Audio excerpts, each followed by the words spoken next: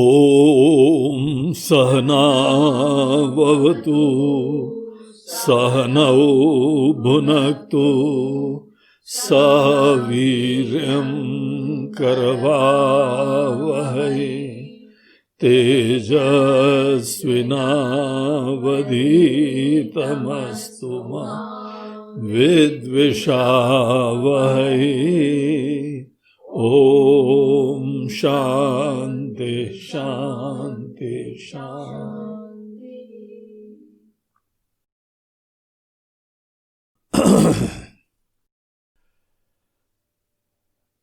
आइए आज हम लोग कठोपनिषद के प्रथम अध्याय की तीसरी वल्ली में प्रवेश करेंगे।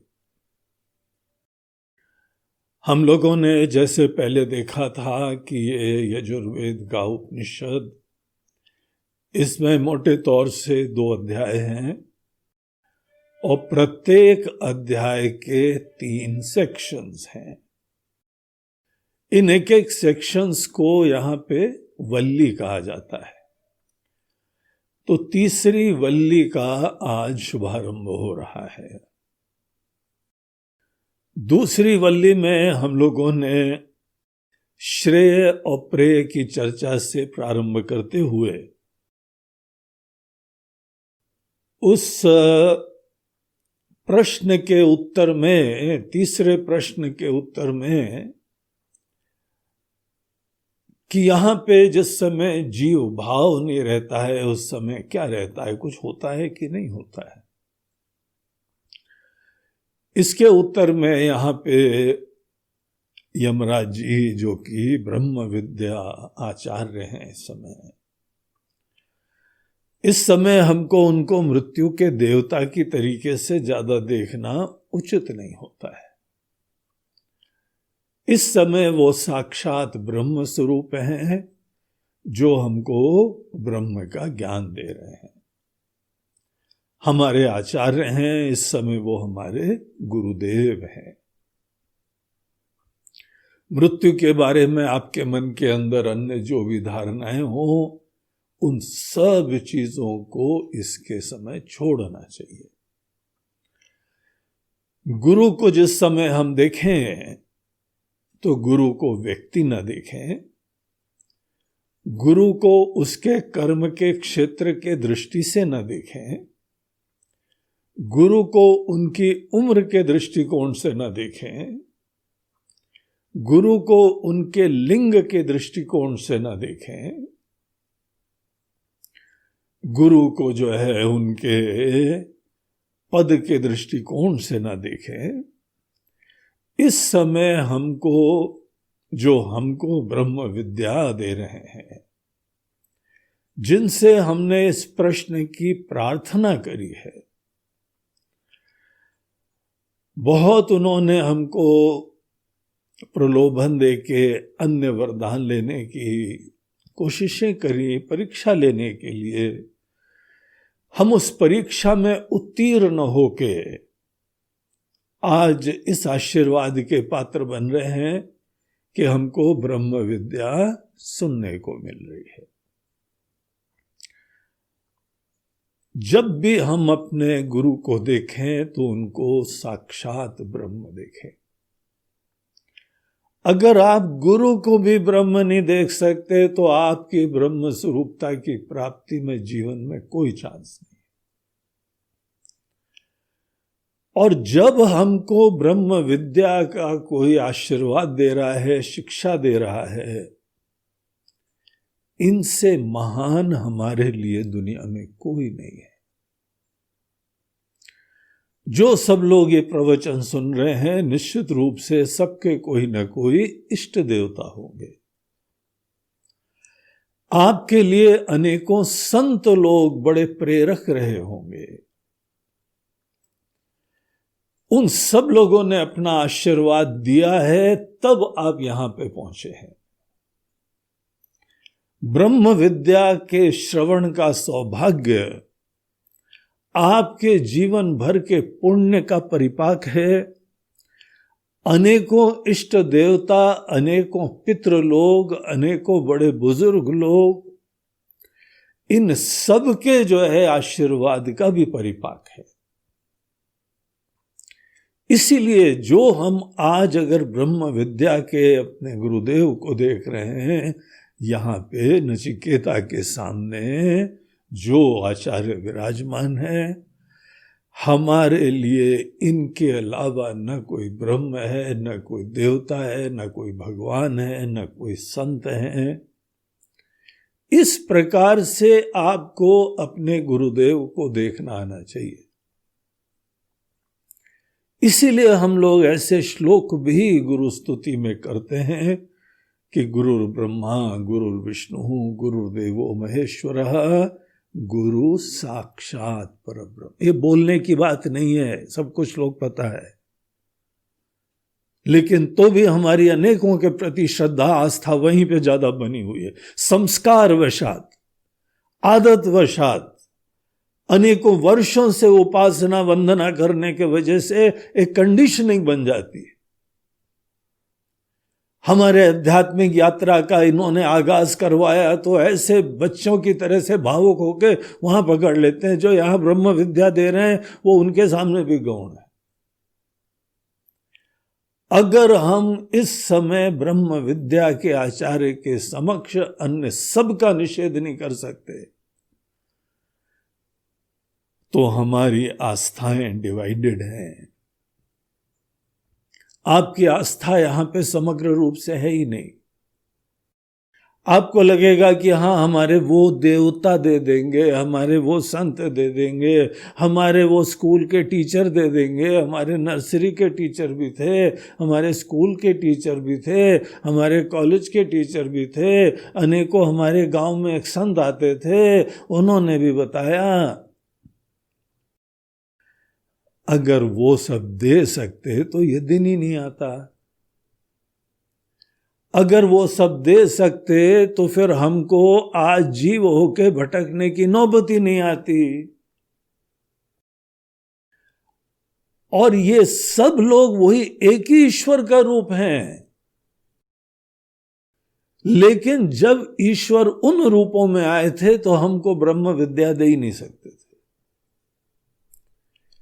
एक तो उनका, उन गुरु लोगों का क्षेत्र ही कुछ और है।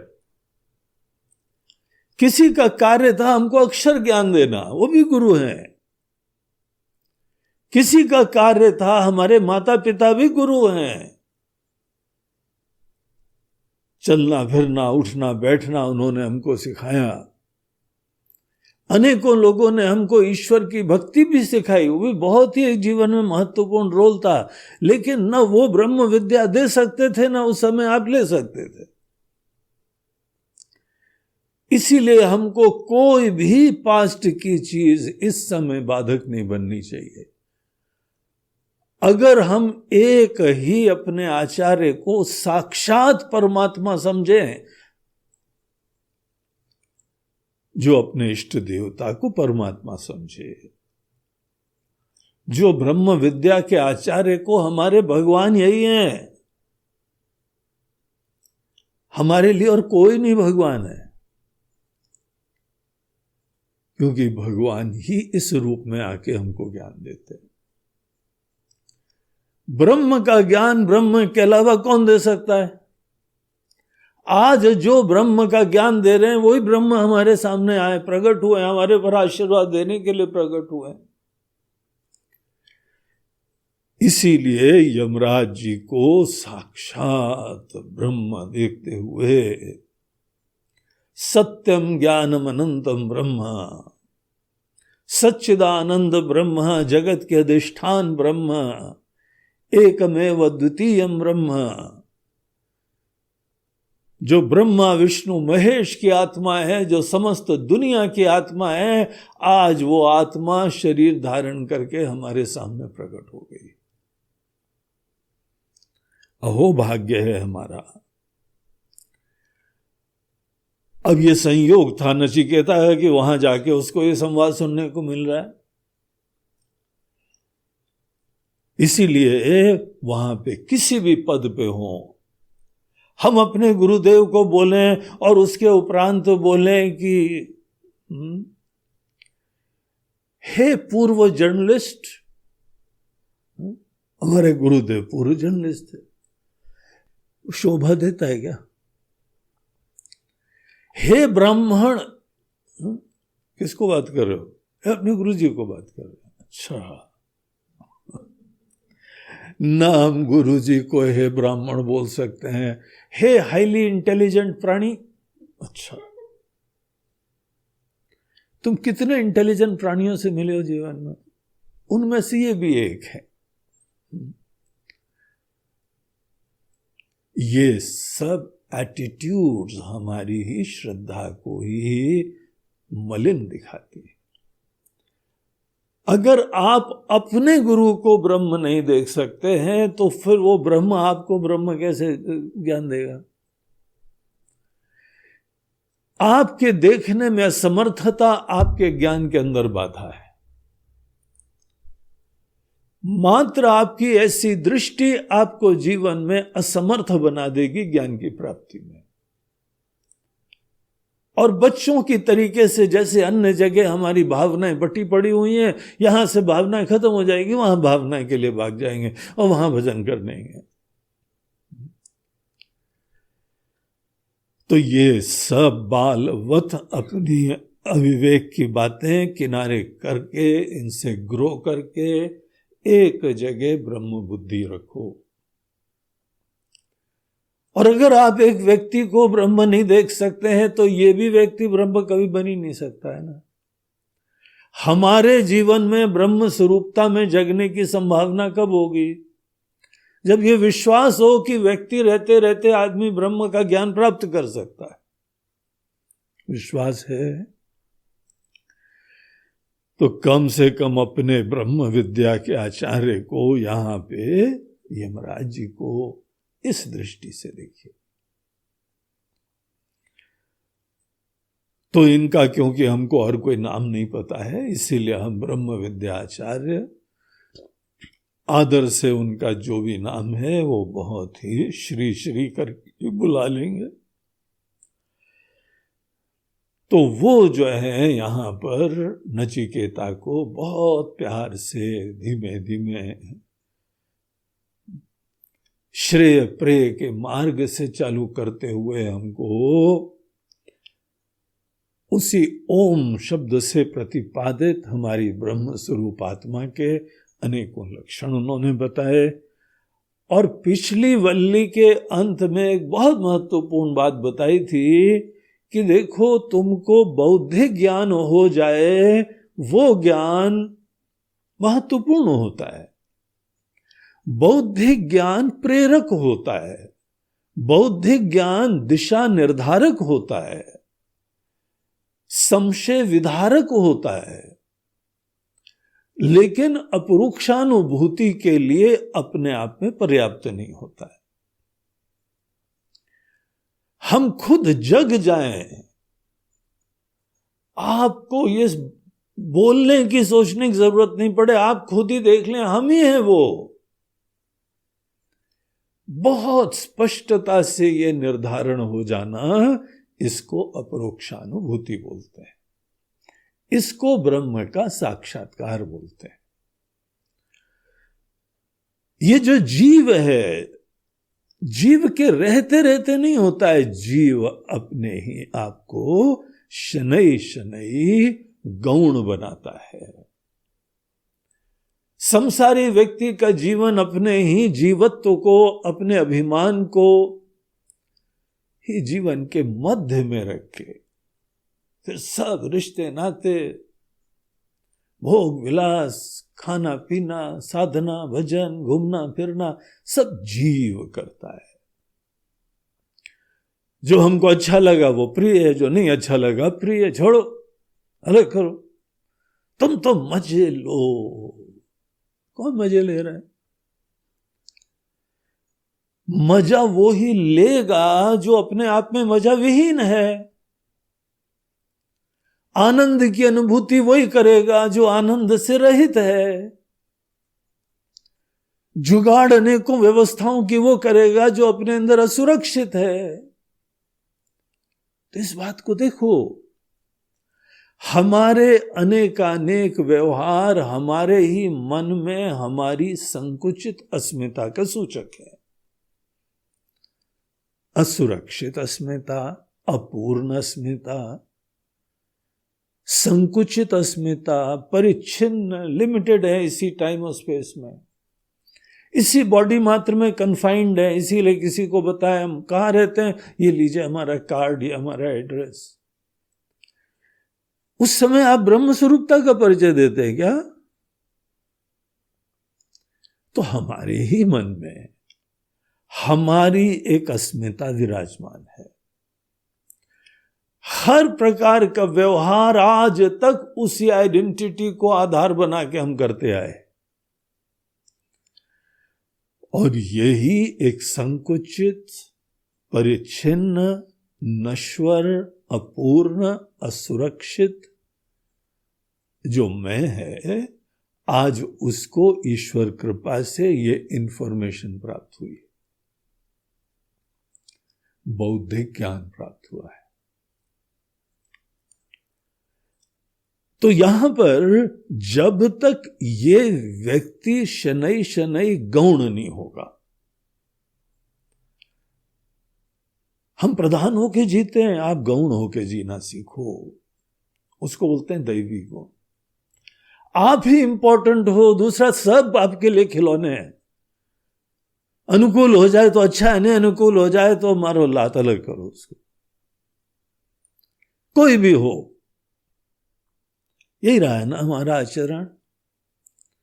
इसको बोलते हैं स्वकेंद्रिता, सेल्फ सेंट्रिसिटी। हम ही अपने जीवन के केंद्र में हैं।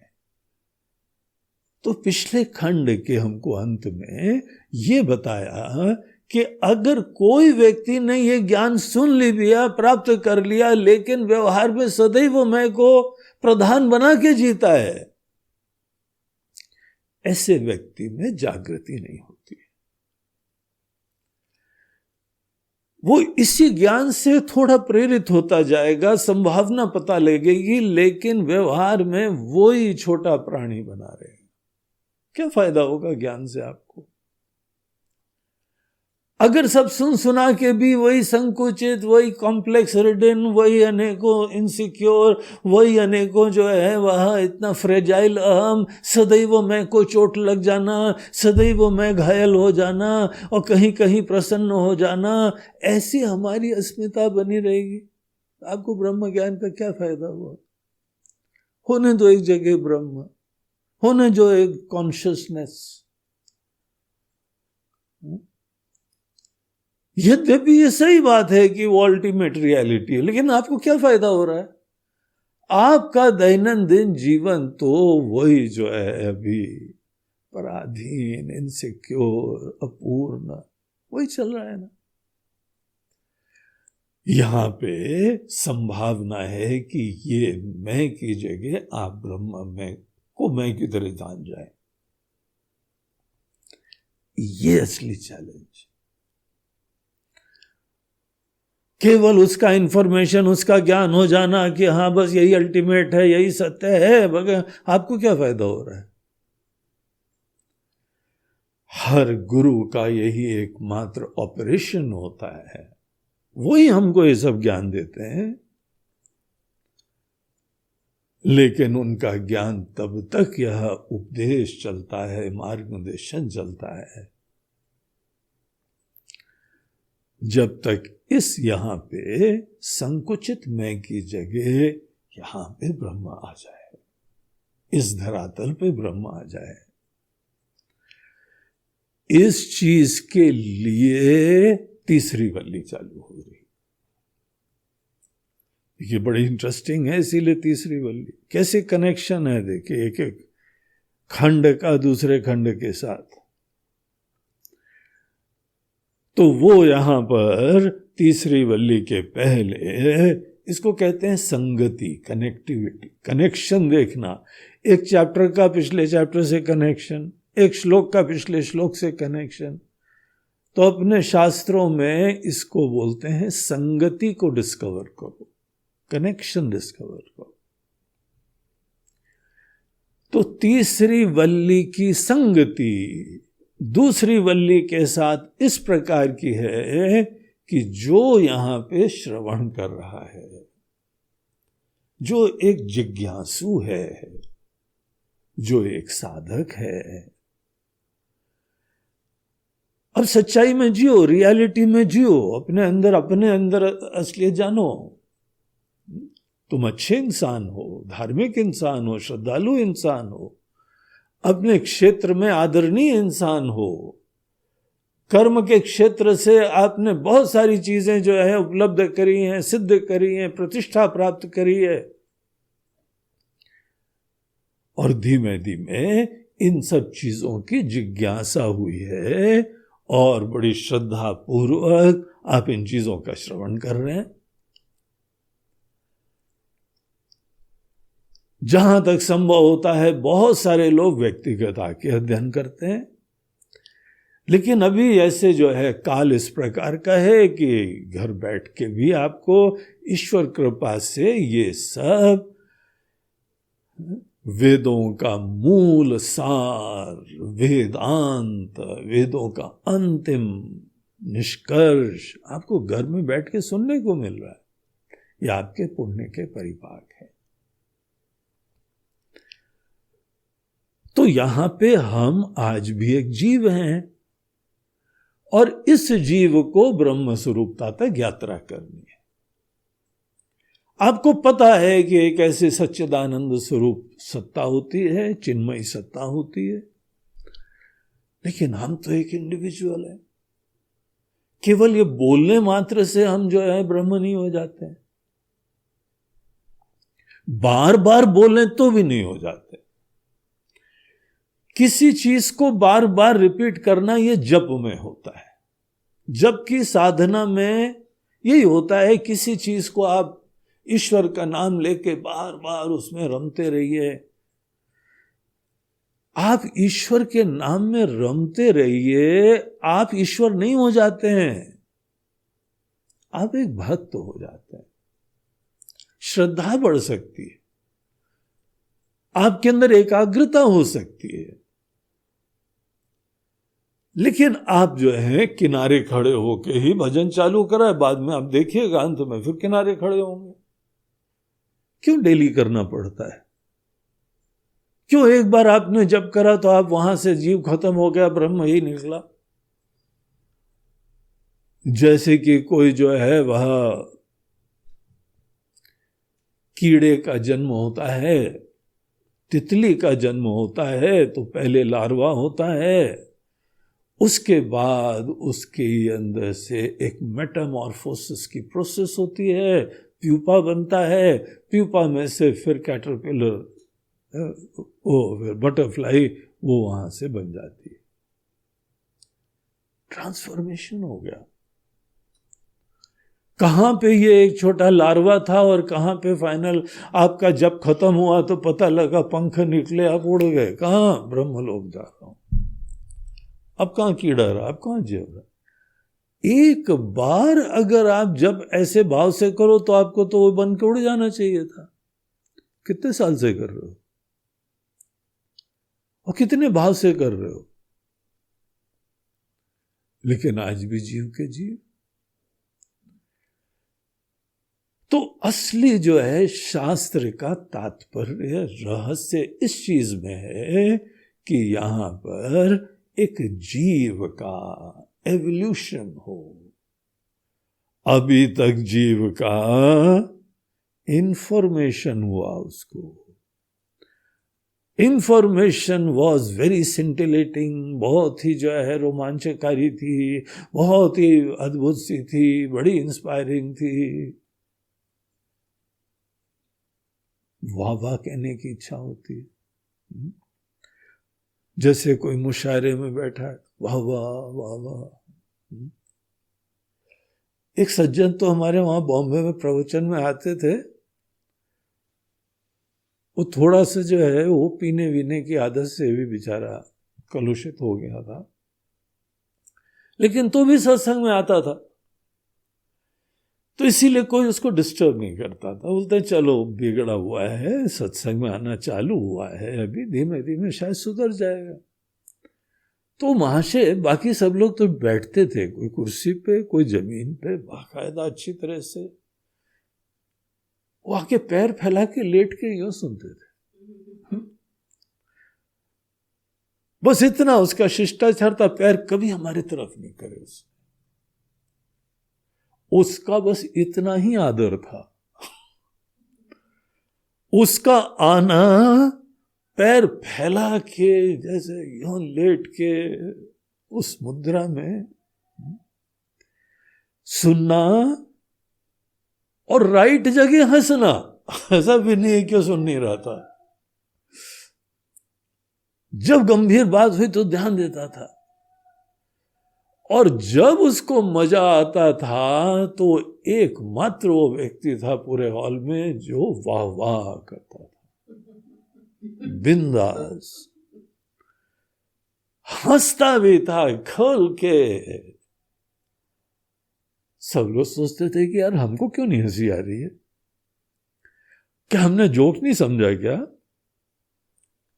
ऐसा फ्री वो सब चीजें जो है बड़े ध्यान से सुनता था। हाँ, क्योंकि ऐसे जो है दुश्चरितात, अशांत मानस जैसे सब चीजें बताए थे, अभी तक वैसा था, इसीलिए बौद्धिक ज्ञान ही रहा। वहां पे कोई मेटामॉर्फोसिस नहीं हुआ, कोई तितली बन के उड़ी नहीं वहां पे। तो कुछ ना कुछ चीज जो है वो और अपेक्षित होती है, क्या जरूरी होती है। तो चलिए ये हम लोग वल्ली प्रारंभ करते हैं, बड़ी फैसिनेटिंग, बड़ी प्रैक्टिकल, बड़ी सहायक। ऐसे होते हम लोगों के उपनिषद, ऐसे जो है वह महत्वपूर्ण बिंदुओं के ऊपर प्रकाश डालते हैं। तो पहला मंत्र है ऋतं पिबन्तौ सुकृतस्य लोके गुहां प्रविष्टौ परमे परार्धे छायातपौ ब्रह्मविदो वदन्ति पंचाग्नयो ये च तृणाचिकेताः। तो यहां बोलते हैं कि देखो हम लोगों के हृदय में गुहाम प्रविष्टौ। अब यहां पे बात जो है ना बाकी दुनिया की नहीं करेंगे, आपकी ही करेंगे, आपके हृदय की करेंगे। तो हम लोगों के हृदय में गुहाम प्रविष्टौ, हमारे हृदय में प्रविष्टौ द्विवचन है, दो लोग एंटर कर गए हैं। आपको लग रहा था आपके घर के अंदर आप ही, बोलते नहीं, यहां पे प्रविष्ट हो, दो लोगों ने प्रवेश करा हुआ है। दिखाई नहीं पड़ा महाराज जी कौन है हमारे अलावा? तो बोलते हैं कि ये दोनों जने ऋतम पिबंतो, प्रतीत ऐसा होता है कि यहां पे ऋतम, ऋतम बोलते हैं आपकी मेहनत के बाद प्राप्त अनेकों फल, आपका घर, आपकी अनेकों व्यवस्थाएं, आपके टीवी, आपके अनेकों सीडी, अनेकों MP3, अनेकों किचन में व्यंजन, भिन्न भिन्न चीजें है ना, खूब मेहनत करके बनाई है और बड़े प्यार से जा जाके शॉपिंग करके आए हो। जो व्यक्ति के कर्मों के द्वारा निर्मित व्यवस्था होती है उसको बोला जाता है कर्मफल। हर व्यक्ति कर्म करता है कोई न कोई फल की जुगाड़ करके उससे आनंद लेने के। एक बहुत ही प्रियता का वातावरण बना लिया है, अनुकूलता का वातावरण। अनुकूलता का वातावरण बनाने के लिए ही कितनी मेहनत करी और कितने समय बाद वो समय आया है। एक बंगला बने न्यारा, ऐसा बढ़िया बंगला बन गया। आजकल थोड़ा चेंज हो जाएगा। एक फ्लैट बने न्यारा, एक सोसाइटी बने न्यारा, एक कॉलोनी बने न्यारा, एक गांव बने न्यारा। जहां पर भी आप हैं, आपका जो परिवेश है खूब संकल्प पूर्वक मेहनत करके आपने बनाया है, और वहां पे आप बहुत प्रसन्न हैं, खुश हैं, अनुकूलता का रस पान कर रहे हैं। इसी चीज को ये मंत्र पॉइंट आउट करता है, ऋतम पिबंतो। तो महाराज जी हम ही तो कर रहे हैं, ये दूसरा कहां है? बोलते ये दूसरा इसी के साथ ही खड़ा रहता है। जो यहां पे ऋतम पिबंतो, ऋतम शब्दार्थ जो है इसको बोलते हैं जो सत्य, सत्य बोलते हैं अवश्यम भावी। यहां आशय ये है, कर्म करने के बाद फल की प्राप्ति अवश्यम भावी होती है। इसीलिए बुद्धिमान लोग कर्म का गोल डिसाइड करते हैं और फिर कर्म फल की एंजाइटी नहीं रखते, वो तो अवश्यम भावी, आना ही आना है। भोजन आपने जुगाड़ कर लिया, उसके उपरांत खाने का आनंद लीजिए। आपको जो भी क्षुधा की निवृत्ति है अवश्यम भावी। दवाई ले लीजिए, रोग की निवृत्ति अवश्यम भावी। प्रत्येक फल जब अवश्यम भावी होता है तो किसी भी फल के लिए एंजाइटी क्यों रखनी? एंजाइटी तो हमको स्ट्रेस देती है, एंजाइटी तो हमको चिंता देती है। कर्म फल के प्रति महत्व हमको अभिमान देता है, कहीं पे बड़ी सुपीरियरिटी का कॉम्प्लेक्स आ जाता है, मद आ जाता है, रावण जैसा अभिमान करने लगते हैं। और कई बार दीनता आ जाती, हम तो कुछ है नहीं, आई एम अ फेलियर, इतना जितना कर सकते थे उतना करा नहीं मैंने। ये भी कर्म फल की अपेक्षा ही हम चर्चा और चिंतन करते हैं। तो जो भी व्यक्ति है पहले तो कर्म फल की खेती करता है और फिर कर्म फल को प्राप्त करके वहां पे ऋतम पिबंतो, फिर वहां पे अनेकों फल के जूस का पान करता है। अगर कर्म फल है तो आप क्या पिबंतो, पी क्या रहे हो आप? देखिए ध्यान रखिए, इन्होंने पिबंतो शब्द यूज करा है। आपने जो भी फल प्राप्त करे हैं हम लोग उसी का जूस पीते हैं, वही तो आनंद देता है हमको। संसारी आनंद केवल कर्म फल की प्राप्ति का आनंद होता है। और ऐसा मत आप समझो कि आपने जिस चीज को महत्व दिया है वही सब लोग महत्व देते हैं, ये बहुत बड़ा भ्रम है। जिनको ऐसा भ्रम होता है वही अभिमानी होते हैं। या तुमने तो कुछ प्राप्त ही नहीं करा, देखो हमने क्या प्राप्त करा। और ऐसे लोग जो हैं सोचते हैं कि अगर हमने बड़ा बंगला, घर, गाड़ी, व्यवस्था ये बना ली तो हम बड़े विशेष हैं।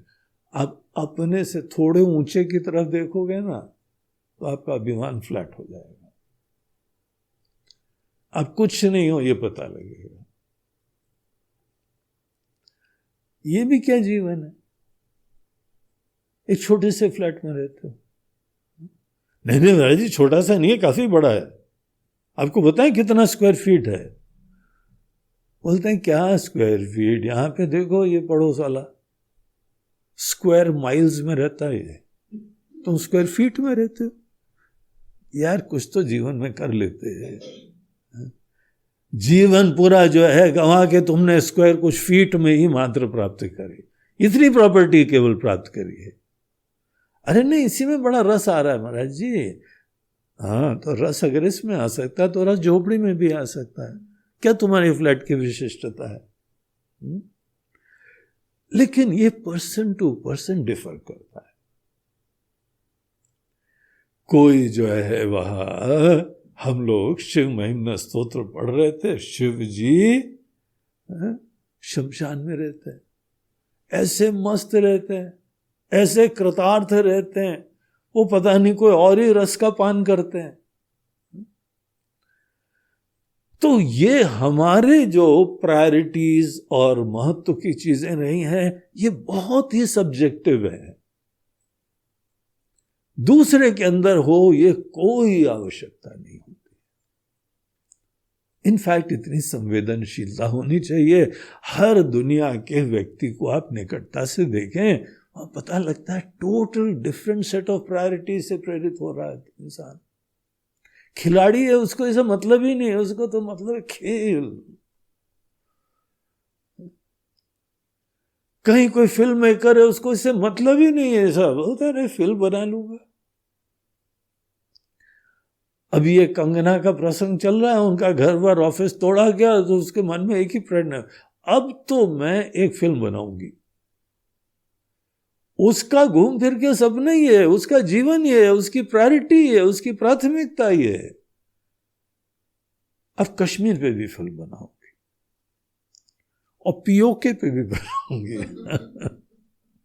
फिर बताऊंगी कि कैसे बंबई के जो है अभी आजकल के जो शासक हैं, उनके वजह से हमारी प्यारी मुंबई भी पीओके बन गई।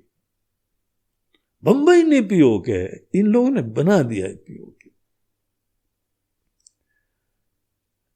उसका राजनीतिक लोगों से झगड़ा नहीं है, उसका झगड़ा जो है अब मैं पिक्चर बनाऊंगी। हर व्यक्ति की प्राथमिकता अलग होती है। हमारे मोदी जी को थोड़ी मतलब है, आज तक पूरे जीवन में एक फ्लैट नहीं लिया उन्होंने, और दुनिया के सबसे बड़े नेता हैं।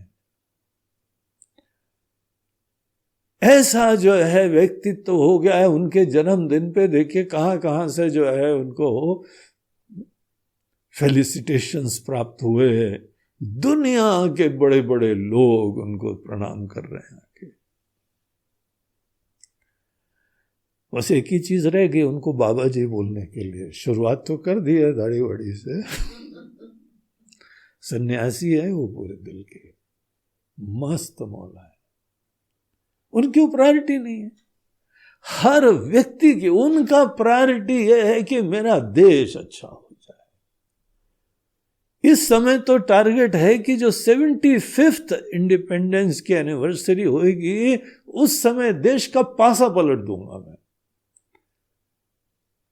पैशन है उनके अंदर, उनकी खुशियां यही है।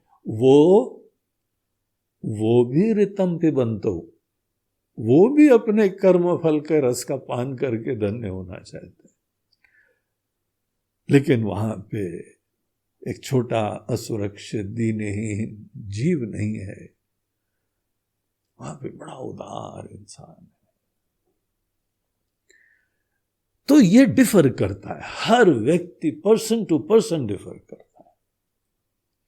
सन्यासी को देखो, वो जो है किसी और चीज का पान करते हैं।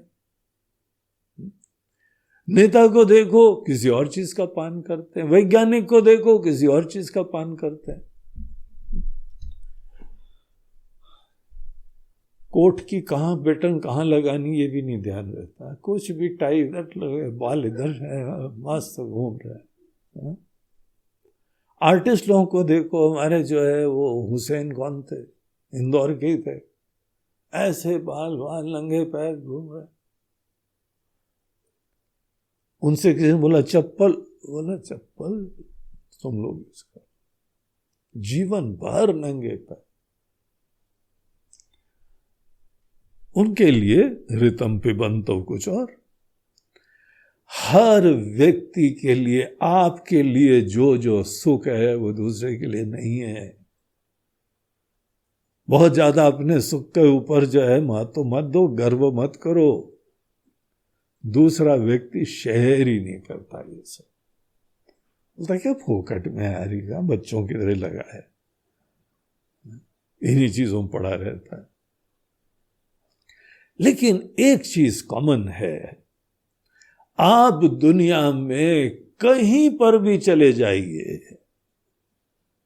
इस देश में कहीं पर चले जाइए, उत्तर दक्षिण पूर्व पश्चिम कहीं पर भी चले जाइए, भूतकाल में देख लीजिए, भविष्य में देख लीजिए, परलोक में जाके देख लीजिए, एक चीज सबके लिए कॉमन है, हर अभिव्यक्त जीव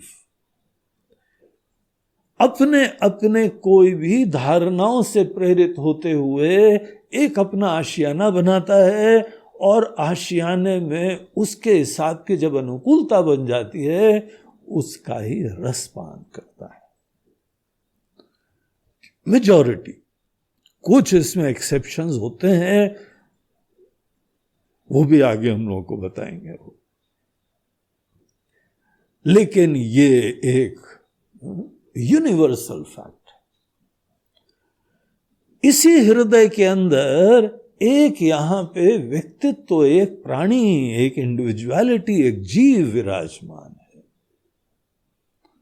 जिसका एक दिन जन्म हुआ, जिसका बचपन था, एजुकेशन हुई, अनेकों जो है कर्म करे, जिम्मेदारियों का निर्वहन करा और अपना आशियाना बनाया, और अपने कर्म के फल पिबंतो। ठीक है महाराज जी, इतना तो समझ में आया कि इसी हृदय में एक हमारी इंडिविजुअलिटी है। ये individuality he for all practical purpose यही हम हैं। हमारे रिश्ते नाते इसको आधार पे, कर्म इसके आधार पे, सपने इसके आधार पे, परिचय इसके आधार पे, कोई भी आईडी केवल इसी के आधार पे।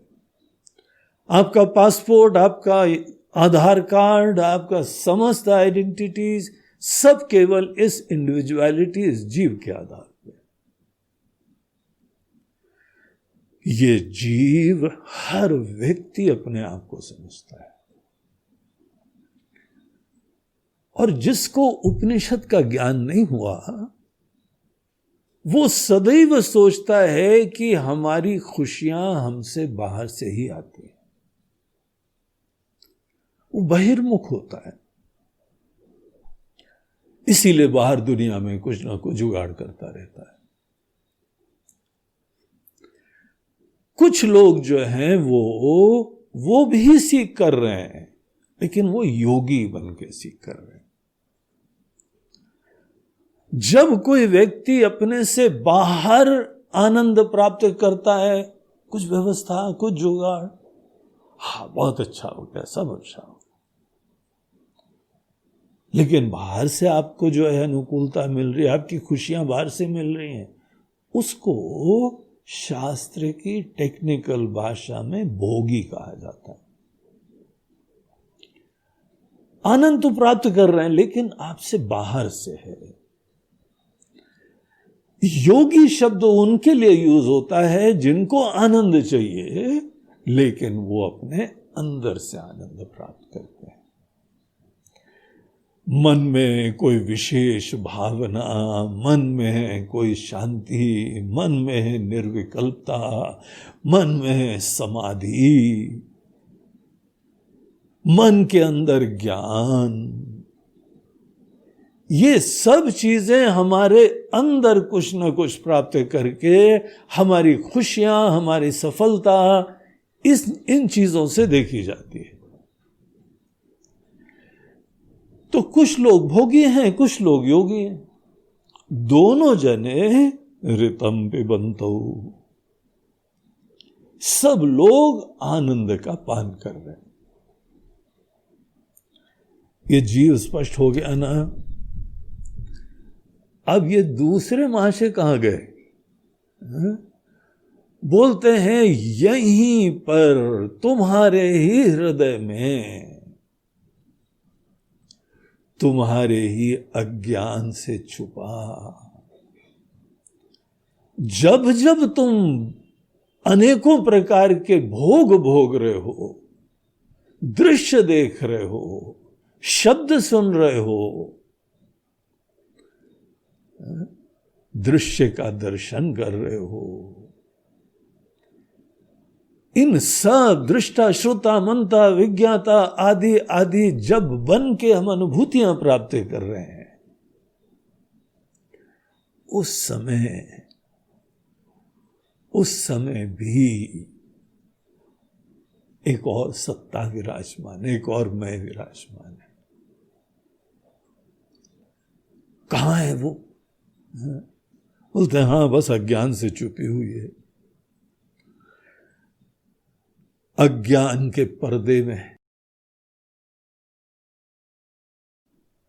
यही है, बस पता नहीं है, मुझे मालूम न था, मैं जहां था वो वहीं था, मुझे मालूम न था। तो ये जब जहां पे हम कर्म कर रहे हैं करता है, शब्द सुन रहे हैं श्रोता है, दृश्य का दर्शन कर रहे हैं, टीवी देख रहे हैं इस समय तो आप दृष्टा हैं, इन्हीं विषयों पे आप चिंतन कर रहे हैं तो आप चिंतन करने वाले हैं, मनता है, विज्ञाता है। कोई बात समझ में आ गई, आप विज्ञाता बन गए। तो देखिए ये जीव ही दृष्टा श्रोता मनता विज्ञाता आदि आदि सब बनता रहता है। और ये जो दूसरे महाशय हैं वो सही में महाशय है, जिनका आशय भी महान है, जो खुद भी बड़े महान हैं, और जीव के अपने अनेकानेक धर्मों से बिल्कुल यूनिक है, डिफरेंट है।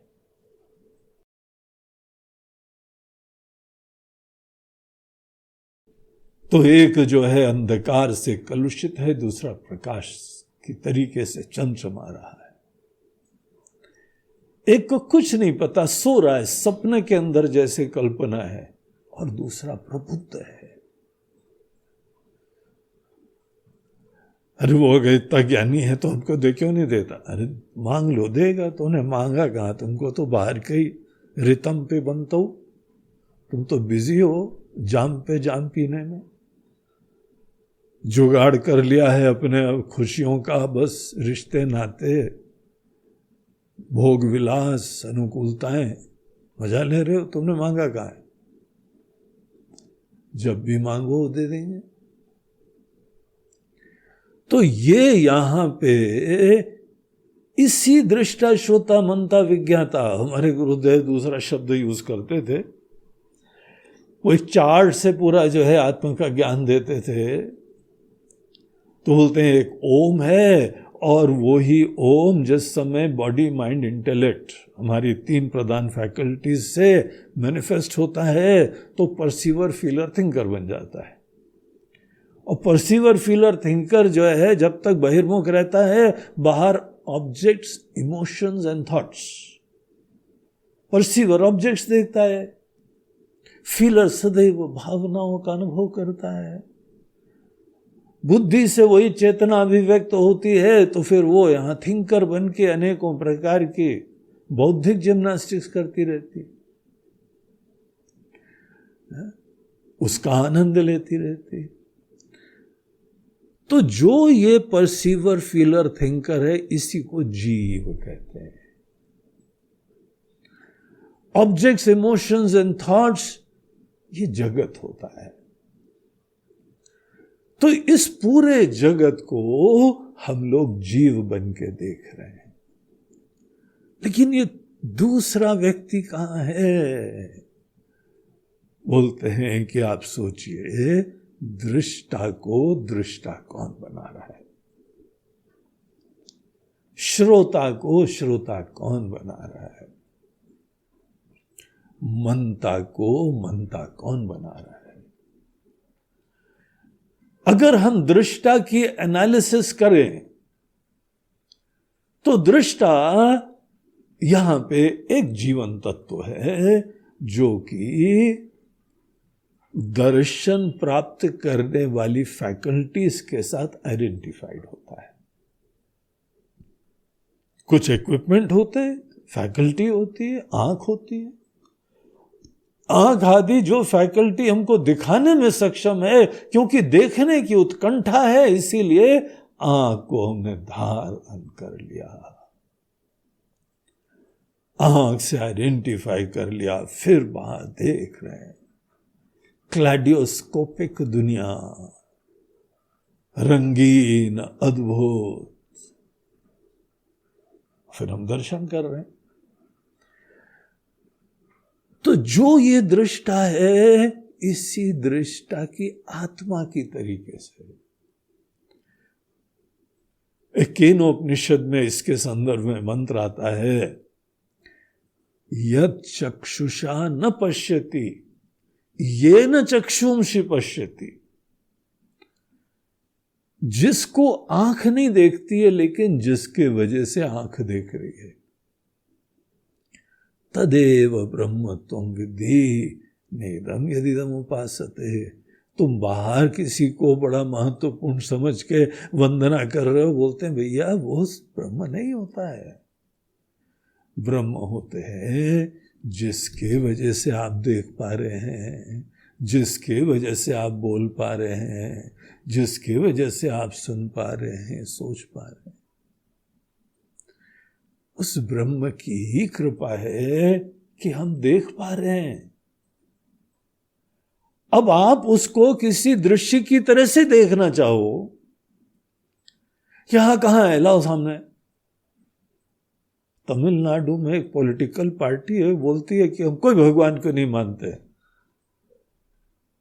तो सब लोग बोला नहीं भैया होते हैं, बोलते हैं अच्छा ऐसा करते हैं हम 10 तक गिनती गिनते, अगर भगवान हो तो सामने हाजिर हो, चांस दे रहे हैं उनको। अगर वो 10 गिनती में सामने हाजिर हो जाएंगे तो हम उनको मान लेंगे भगवान है। तो चारों तरफ बड़ा टेंशन हो गया, भगवान को चुनौती दी जा रही है और गिनती चालू कर दी और धीमे धीमे 9 तक पहुंच गए। सब दाएं बाएं देखे, अब कोई लाइट आई, अब कोई लाइट आई, अब कोई लाइट आई, आई नहीं, और 10 भी हो गया। एकदम पूरे हॉल में मायूसी। उस दिन से डिक्लेयर हो गया, देख लो हमने बोला था ना भगवान है ही नहीं। अरे पोंगा पंडित, तुम जिसके वजह से देख पा रहे हो वो भी तो एक प्रकाश है ना। आंखों को तुम निकाल के लैब में रख दो तो फिर वहां आंख काम करती है। चेतना तो तुम्हारी आंख को इस समय भी ब्लेस कर रही है, हमारी जवान को ब्लेस कर रही है, आपके कान को ब्लेस कर रही है, आपकी आंख को ब्लेस कर रही है, मन को ब्लेस कर रही है, बुद्धि को अनुग्रहित कर रही है। ये पूरी सब मशीनें चल रही है ना। क्या ये सब जड़ पदार्थ अपने आप में जीवंत हो रहे हैं कि जीवंतता का कोई इनको आशीर्वाद दे रहा है? तो दूसरी जो यहां सत्ता है, इस मंत्र में कहा गया ना, ऋतम पिबंतो, 2 जो है वह पी रहे हैं। तुम्हारा जी जो चेतना ये भी पीती है क्या? हम तो पीते हैं, हम तो बिगड़े हुए हैं, बिगड़ गए हो रे कबीरा, बिगड़ गयो। बोलते हम तो बिगड़ गए, डेली लगती है हमको। किसी को बोतल वाली लगती है, किसी को गोली वाली लगती है, और बंबई में लोगों को पाउडर वाली लगती है, कैप्सूल वाली लगती है, इंजेक्शन वाली लगती है।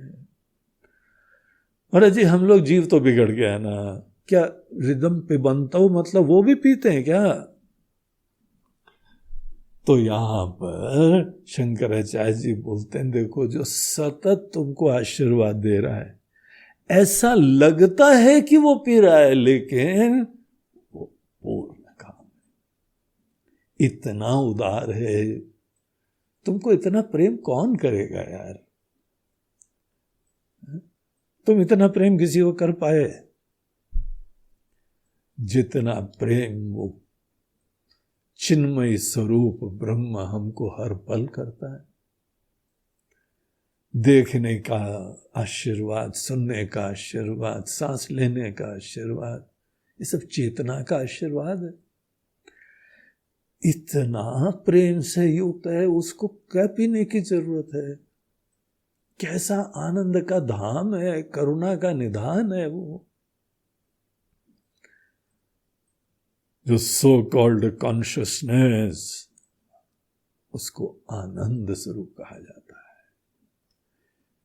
चिदानंद रूप, चिन्मय आनंद। हमारे गुरुदेव का नाम था चिन्मय आनंद। वो आनंद जो स्वतः प्रकाशित होता है, सेल्फ रिवीलिंग ब्लिस,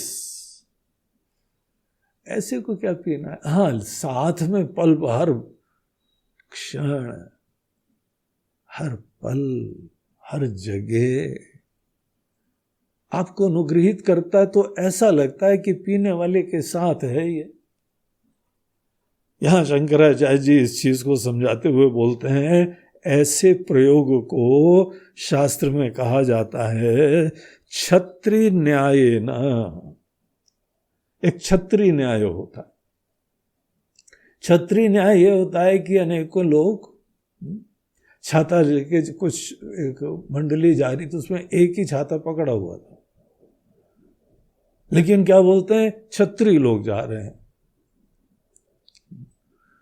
तो एक ने पकड़ा है, दूसरा उसके साथ में है, तो इसीलिए उसको भी क्षत्रिय बुला दिया जाता है। आप दुष्ट लोगों के साथ बैठे हुए हैं ना, तो आप भी दुष्ट कहलाए जाते हैं। अब ये सुशांत जो है वो मर गए हैं, उनके बारे में पहले कहा जा रहा था ये तो जो है स्मोक भी नहीं करता था, ये तो ड्रग भी नहीं लेता था। फिर थोड़े दिन बाद पता लगा कि तो इनकी पूरी मंडली लेती है। फिर कहा कि नहीं, उन्होंने आदत डलवा दी, वो लेता नहीं था। मैं तो बहुत ही जो है दूध का धुला था, लेकिन क्या करें, दोस्तों के चक्कर में ले लिया थोड़ा। अगर तुम नहीं भी लेते थे, ड्रग एडिक्ट्स के साथ तुम उठते बैठते थे, तो तुम भी ड्रग एडिक्ट ही देखे जाओगे। इसको बोलते हैं क्षत्रिय न्याय। तो पीता तो ये है जीव, लेकिन जीव के साथ हर पल विराजमान रहता है। यहां पे देखिए हमको बड़ी इंटरेस्टिंग चीज बता रहे हैं, ब्रह्म आपके साथ हर पल है, यही है, इसी जगह है। जब तक हमारा जीव के साथ अभिमान होता है, हमारी अस्मिता जीव से प्राप्त होती है, तब तक वो ओझल हो जाएगा। वो यहां ही है तो भी दिखेगा ही नहीं। अगर आपको दिखना है, अगर आपको उसका दर्शन करना है, उसमें जगना है, उसकी अवेयरनेस उत्पन्न करनी है, उसी को मैं की तरह स्वीकार करना है, वही मैं है असली, ये जान के फिर जीना है, तो हमको केवल अपने जीवत्व का अभिमान किनारे करने की कला आनी चाहिए। इसी को साधना कहते हैं। साधना जीव ही करता है, मुक्ति के पथ पे जीव ही चलता है, जीव को ही ज्ञान प्राप्त होना होता है, लेकिन फाइनल जागृति के समय जीव का विसर्जन होना पड़ता है। सपने से हम जब जग जाते हैं तो स्वप्न दृष्टा की अस्मिता खत्म हो जाती है, तभी जगते हैं। शुरुआत में स्वप्न दृष्टा ही सोचेगा जगना है जगना है जगना है। जागृति के हमारी एक अस्मिता होती है जहां पे पूरी दुनिया हमारे अंदर होती है। जगने के बाद तो आप बोलते हो कि ये स्वप्न की दुनिया हमारे अंदर आई थी, हमसे उत्पन्न हुई थी, हमारे अंदर टिकी थी, हमारे अंदर चली जाती है जगने के बाद। लेकिन जब तक सो रहे हैं हम छोटे से एक एंटिटी है। स्वप्न दृष्टा को ही साधना प्रारंभ करनी होती है। और साधना का स्वरूप क्या होता है कि शनै शनै स्वप्न दृष्टा गौण होता जाता है और स्वप्न दृष्टा की शरणागति हो जाती है, विसर्जन होता है। इसको आत्मनिवेदन भी कहते हैं भक्ति शास्त्र में। वेदांत शास्त्र में कहते हैं जीव भाव का निषेध। जीव भाव का निषेध करने पे ही वो हर समय आपको अनुग्रहित करती हुई दिव्य सत्ता है, उसको मैं की तरह पहचान लिया जाता है। तो यहां पे जीव की एक यात्रा बताई जाएगी।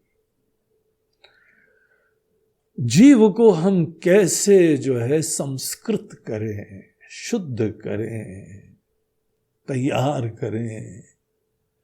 अब आपकी प्राथमिकता जागृति हो तब जाके आपके लिए यह अध्याय कोई मजेदार है।